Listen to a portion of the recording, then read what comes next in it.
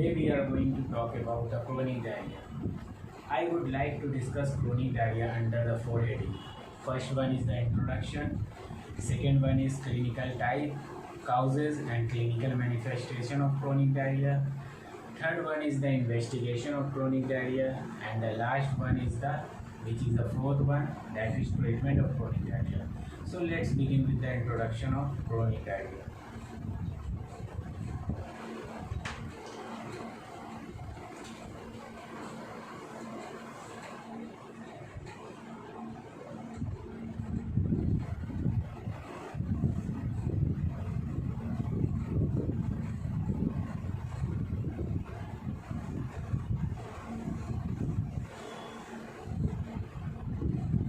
When we talk about the chronic diarrhea, it is those type of diarrhea having gradual or insidious onset. It means chronic diarrhea having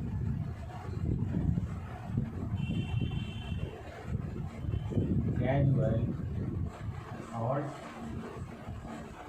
insidious onset. So chronic diarrhea are those type of diarrhea having gradual or insidious onset. Now chronic diarrhea clinically persists for a period of week to month, and it exists clinically either as an intermittent form or as a constant form. What does it mean?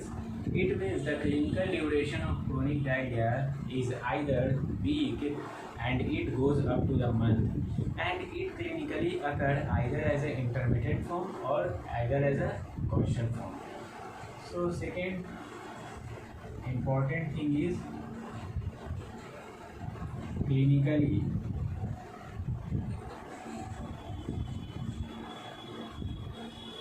persist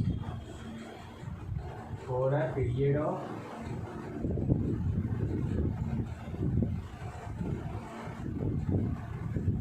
week to month.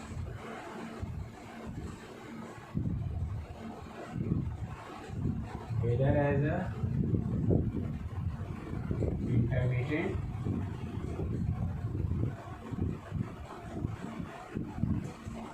or constant form.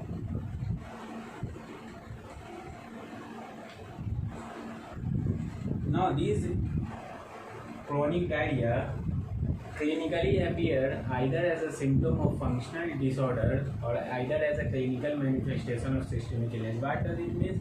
It, like acute diarrhea, it does not directly occur in a healthy individual. It occurs in those type of individual which is earlier suffering from any type of disease. So third point is it appear clinically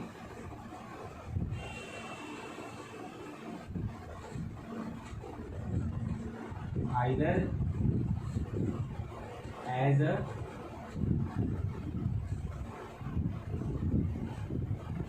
symptoms of functional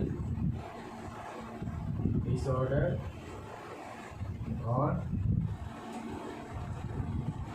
either as clinical manifestation of systemic illness.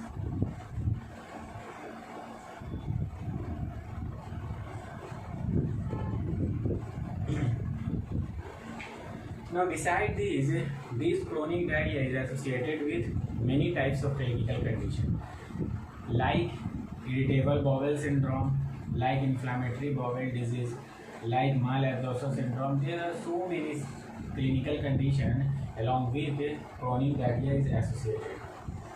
Now, this is basically all about the introductory point related to the chronic diarrhea. Now, after that, next is the clinical type, causes and clinical manifestation of the chronic diarrhea. So let's begin with clinical type, causes and clinical manifestation of chronic diarrhea.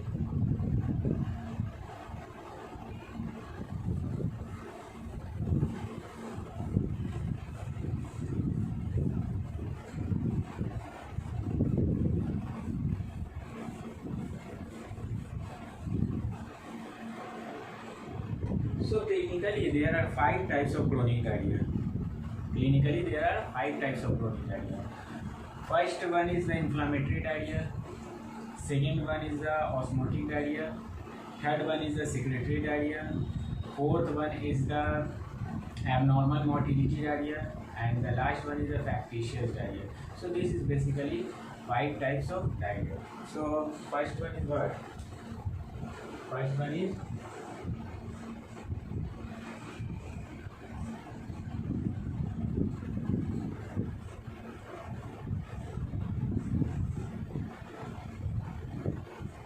inflammatory diarrhea. One point is remembered, this clinical type of diarrhea is based on the pathogenesis of the diarrhea. It means this clinical 5 type of diarrhea is classified based on the pathogenesis of the chronic diarrhea. So first one is the inflammatory diarrhea. So when we talk about the inflammatory diarrhea, what happens in inflammatory diarrhea?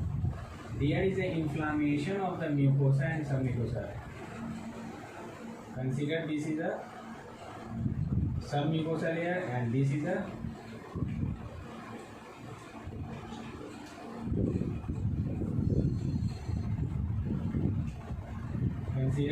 mucosal layer and this is submucosal layer.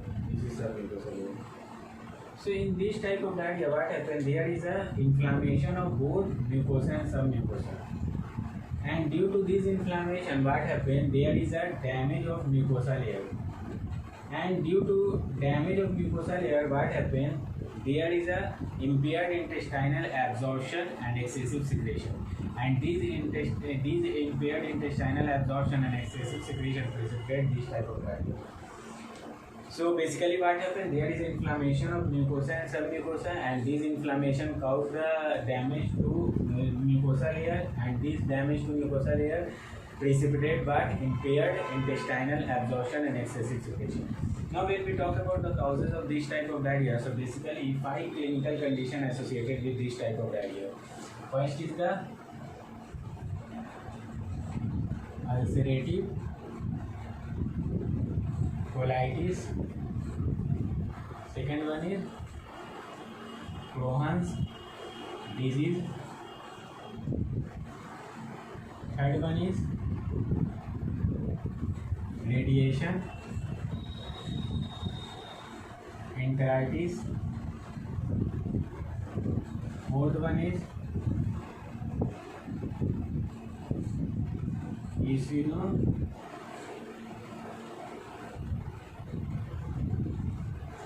eosinophilic gastroenteritis.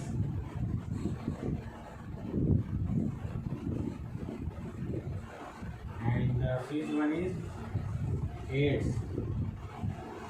associated enteritis. So basically 5 clinical conditions associated with these inflammatory diarrhea. First is ulcerative colitis, second one is Crohn's disease, third one is radiation enteritis, fourth one is eosinophilic gastroenteritis, and the last one is AIDS associated enteritis. Now after that, when we talk about the clinical manifestation of this type of diarrhea, so basically what happens? Patient is suffering from fever, and along with fever, patient is suffering from abdominal pain.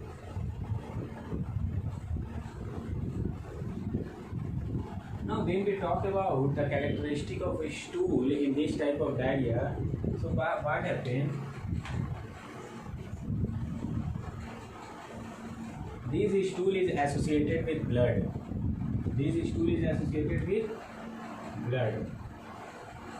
Now what happens? Sometimes this stool is associated with only RBC.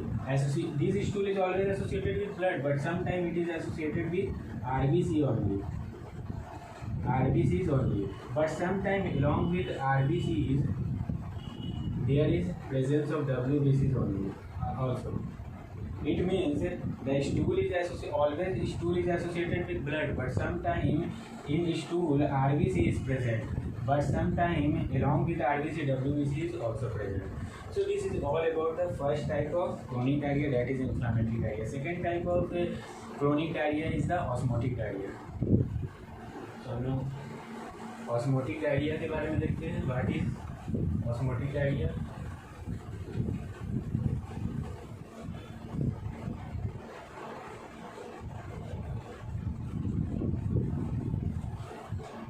Second one is osmotic diarrhea.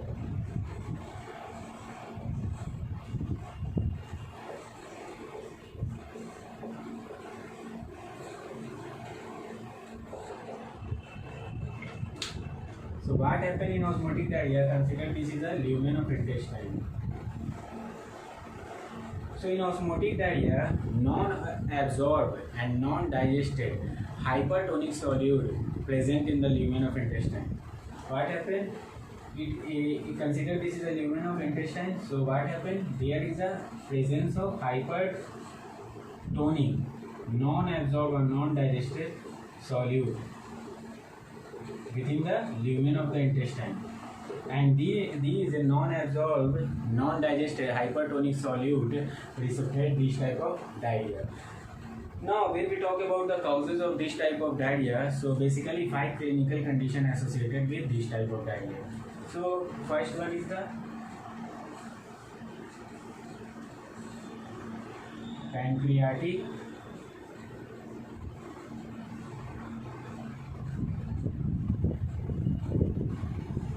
insufficiency. Second is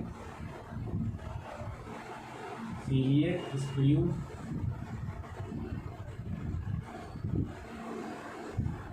Third one is, first one is the pancreatic insufficiency, second one is celiac sprue. Now after that, third one is the bacterial contamination.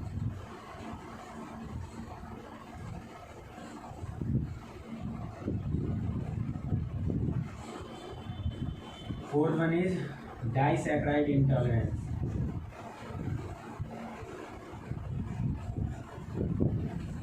Basically lactose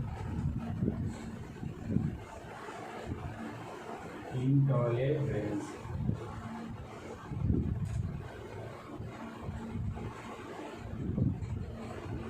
And the fifth one is the Whipple's disease.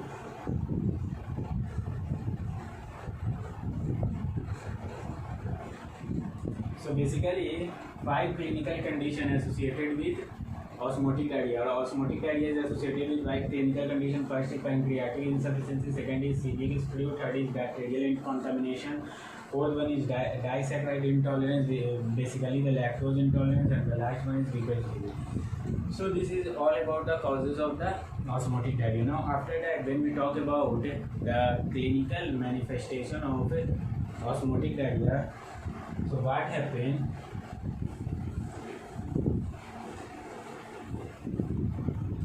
First important thing is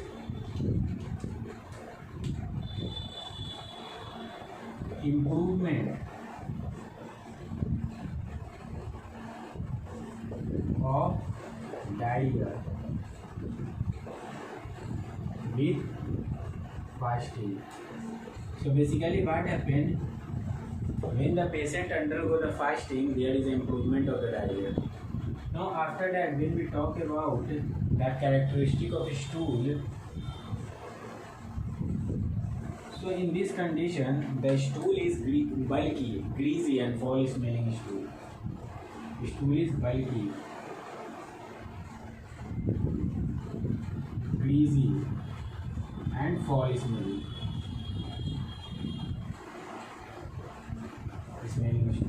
Now along with that, other clinical feature which is seen in the patient is nutritional deficiency.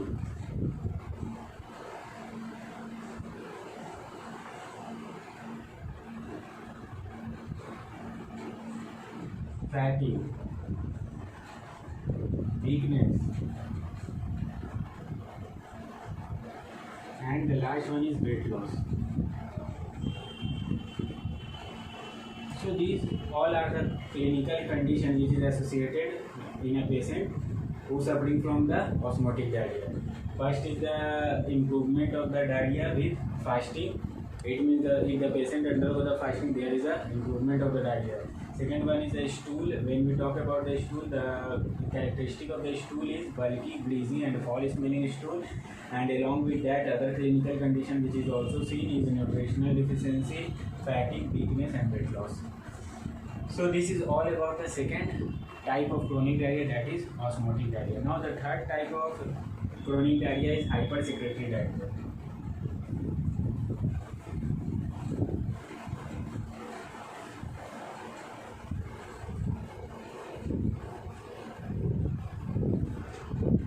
Third one is hypersecretory or secretory diarrhea. Third one is secretory diarrhea.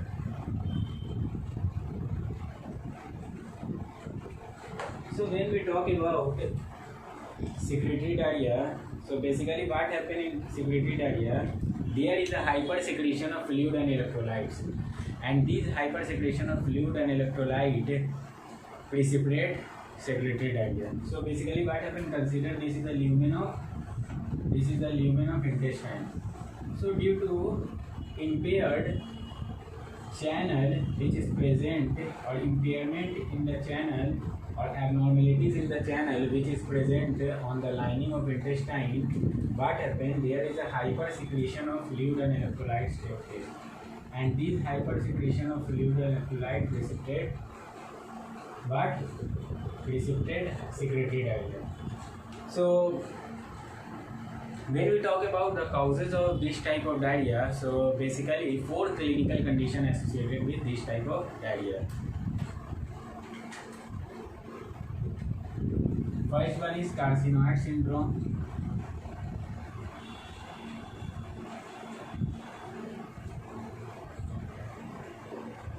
Second one is Zollinger-Ellison syndrome.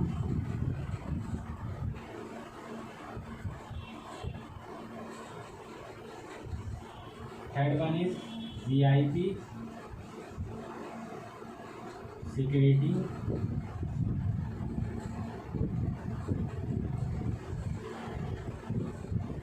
tumor in WDHA syndrome.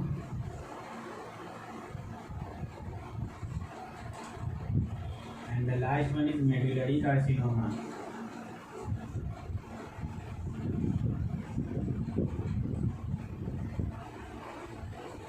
In thyroid gland.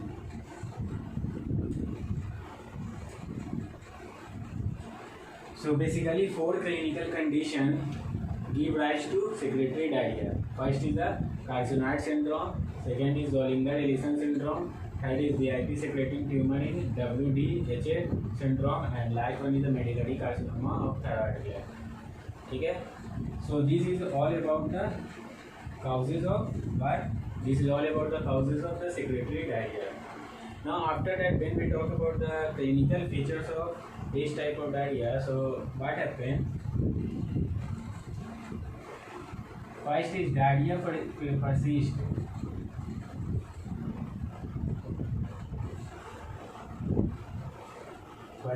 during fasting.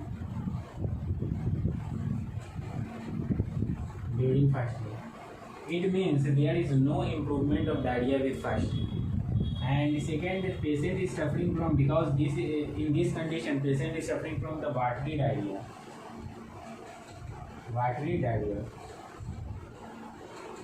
So basically patient is suffering from dehydration. And along with that, many other clinical condition is also seen in patient. But the most noticeable clinical condition is diarrhea persists during fasting, and diarrhea is characterized by the watery diarrhea which is associated with dehydration. So this is all about the third type of chronic diarrhea, that is the secretory diarrhea. Now after that, next is the fourth type of chronic diarrhea, that is the abnormal motility diarrhea.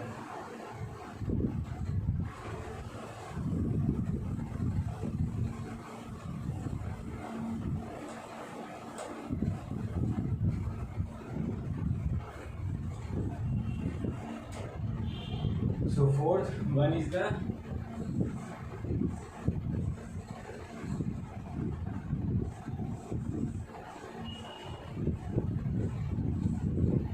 abnormal motility diarrhea.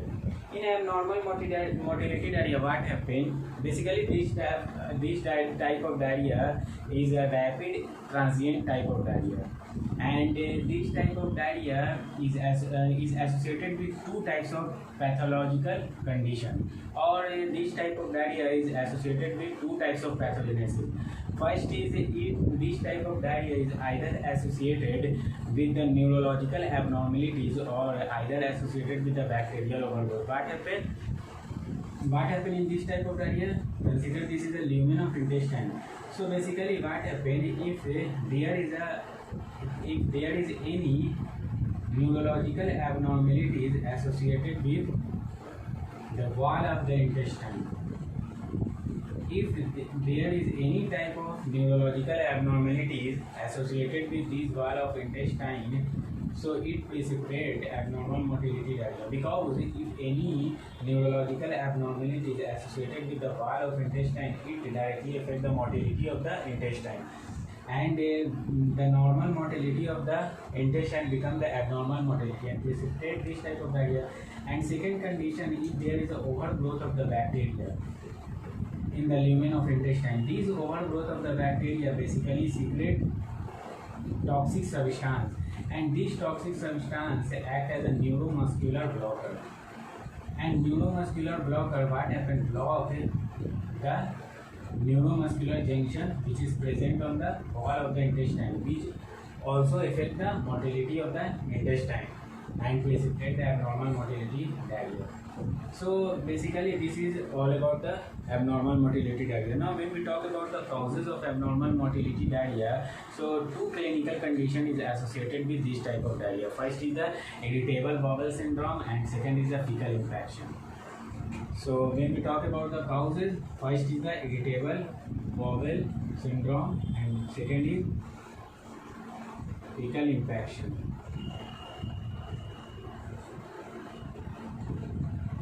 Now when we talk about the clinical manifestation of this type of diarrhea, so basically what happens, patient is suffering from alternating period of diarrhea and constipation. It means for a single period patient is suffering from the diarrhea, and just after that period patient is suffering from constipation. Next to that period patient is suffering from the diarrhea. It means there is an alternating period of the diarrhea and constipation. So first is the alternating.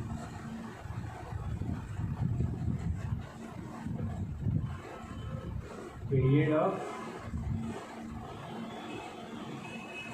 diarrhea and constipation.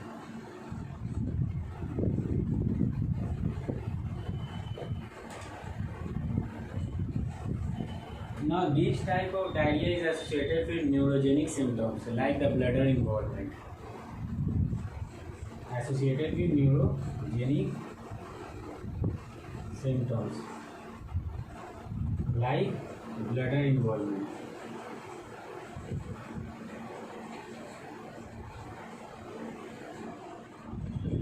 So this is all about the fourth type of chronic diarrhea, that is abnormal motility diarrhea. Now after that, the fifth type of chronic diarrhea is the factitious diarrhea.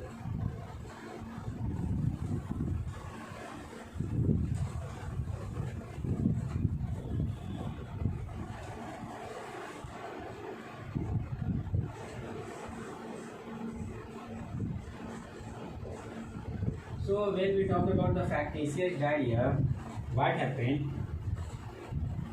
This type of diarrhea is basically the self-induced diarrhea. And when we talk about the causes of this type of diarrhea, when the laxative use become the laxative abuse, this type of diarrhea arises. So when we talk about the causes, what happened? If the laxative uses become laxative abuse, so this type of diarrhea precipitated. Now when we talk about the clinical manifestation of this type of diarrhea, it is most common in women, And this type of diarrhea is basically the watery diarrhea.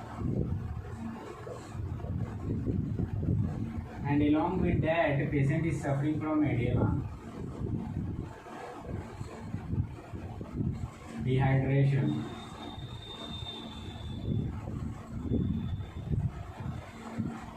and weakness. So this is all about the clinical type, causes and clinical manifestation of the chronic diarrhea. Now after that, next is the investigation of chronic diarrhea.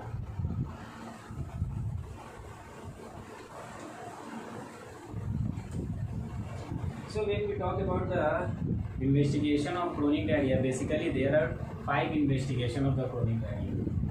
So next is the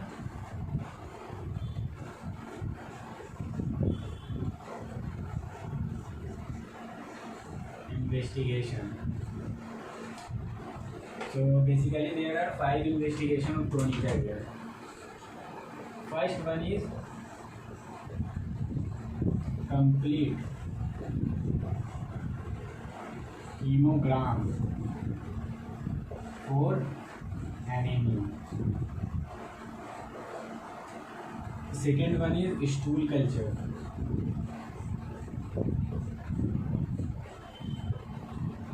Third one is sigmoid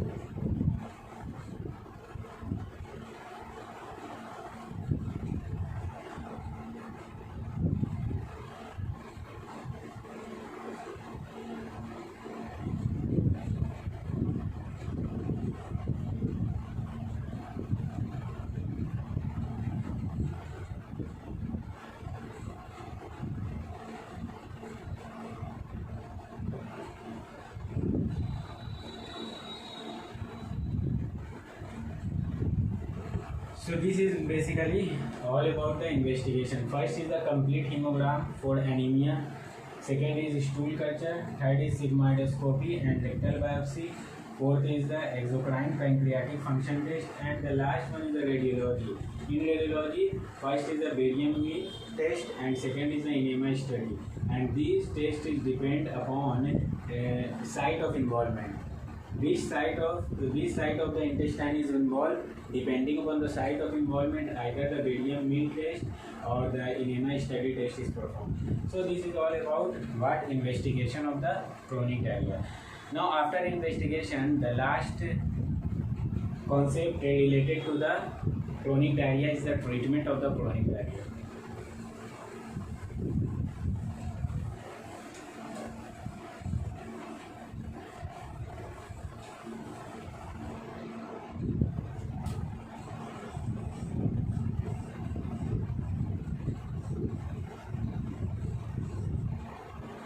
So the aim of treatment is to identify the cause of diarrhea. So aim of treatment is what? Aim of treatment is identified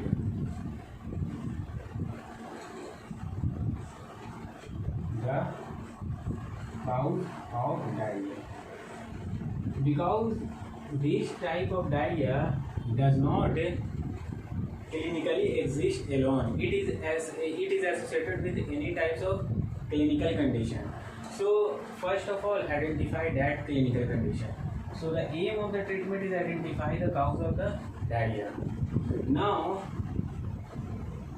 two condition arises. First condition is identify cause of diarrhea. What does it mean? It means हम लोग जब diarrhoea के cause को identify करना start किए हैं तो हम लोग को क्या हुआ, डायरिया का काउज आइडेंटिफाई हो गया, identify the cause of diarrhoea. For example हम लोग को आइडेंटिफाई हुआ diarrhoea is cause by the chronic disease, diarrhoea is cause by the ulcerative colitis, diarrhoea is cause by the Zollinger Ellison syndrome, diarrhoea is cause by the faecal infection.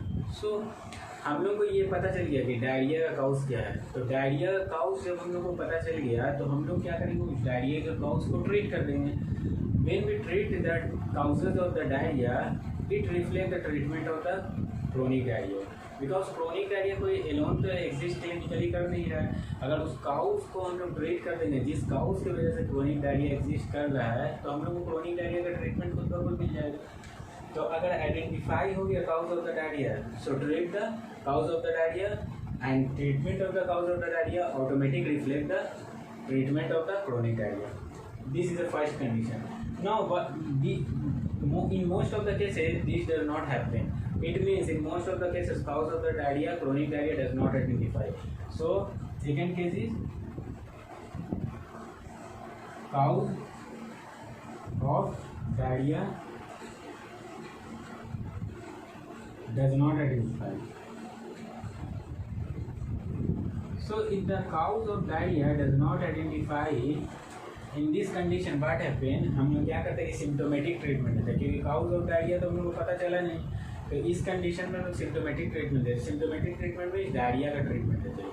For example, और symptomatic treatment के बारे में हम लोग पहले ही lecture में बात कर चुके हैं। सिम्टोमेटिक ट्रीटमेंट मतलब कि हम लोग कोई एंटीबायोटिक्स देते हैं या हम लोग एंटी मोटिलिटी ड्रग देते हैं। तो एंटीबायोटिक्स में जैसे हम लोग ऑक्सीटेट्रासाइक्लिन दे दिए, सिप्रोफ्लॉक्सासिन दे दिए, मेट्रोनिडाजोल दे दिया, टेनिडाजोल दे दिया, ट्राइमिथोप्रिडोन दे दिए, ये सब एंटीबायोटिक्स देते हैं।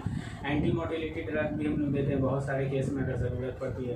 तो अगर काउज डायरिया का आइडेंटिफाई हो गया तो फिर तो कोई बात नहीं है, हम लोग काउज को ट्रीट कर देंगे। अगर काउज आइडेंटिफाई नहीं हुआ तो उस केस में हम लोग क्या करते हैं, symptomatic treatment. Not identify, so in this condition symptomatic treatment होगी।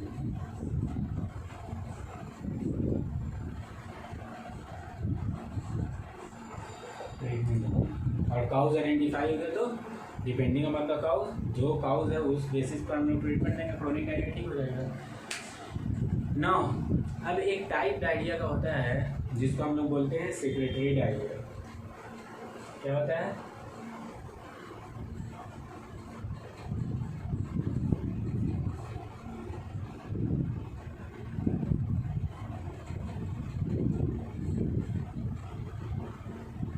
तो सेक्रेटरी डायरिया का, ये सेक्रेटरी डायरिया जो है, इस सेक्रेटरी डायरिया का अगर माइल्ड टू मॉडरेट कंडीशन रहा, व्हाट हैपन, इस सेक्रेटरी डायरिया का अगर माइल्ड टू मॉडरेट कंडीशन रहा तो इसमें एंटी मोटिलिटी ड्रग बहुत इंपॉर्टेंट रोल प्ले करता है डायरिया को कंट्रोल करने में। और इसमें जो एंटी मोटिलिटी ड्रग हम लोग देते हैं वो basically 2 type of anti motility drug देते हैं।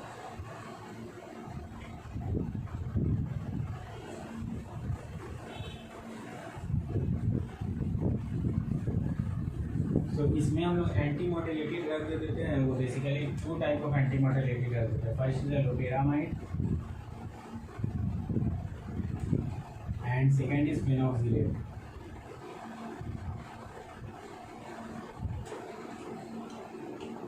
ठीक है, तो ये बेसिकली एक सेक्रेटरी डायरिया क्या हुआ, एक सिम्टोमेटिक ट्रीटमेंट की हम लोग की। सेक्रेटरी डायरिया में हमने क्या की कि मोटिलिटी ऑफ द इंटेस्टाइन को कम करने के लिए हमने क्या कर दिया, लोपेरामाइड और फेनोक्सिलेट, इसमें से 2 कोई भी एंटी मोटिलिटी ड्रग है जो बहुत इफेक्टिव है सेक्रेटरी डायरिया के माइल्ड टू मॉडरेट केस में हम देते हैं। तो अगर हम लोग क्रोनिक डायरिया के ट्रीटमेंट की बात करें तो क्रोनिक डायरिया का कोई ट्रीटमेंट स्पेसिफिक नहीं होता है। तो क्रोनिक डायरिया का ट्रीटमेंट स्पेसिफिक किस सेंस में होता है, उसके काउज के बेसिस पे। क्रोनिक डायरिया के काउज को ठीक करेगा, क्रोनिक डायरिया खुद ब खुद ठीक हो जाएगा। तो क्रोनिक डायरिया का काउज बहुत सारा है, उस काउज को पहले आइडेंटिफाई करना है, आइडेंटिफाई करने के बाद उस काउज को ट्रीट करना है, क्रोनिक डायरिया खुद ब खुद ठीक हो जाएगा। लेकिन अगर काउज आइडेंटिफाई नहीं हुआ तो उस केस में हम लोग फिर क्या करते हैं, सिम्टोमेटिक ट्रीटमेंट देते हैं। So this is all about the chronic diarrhoea.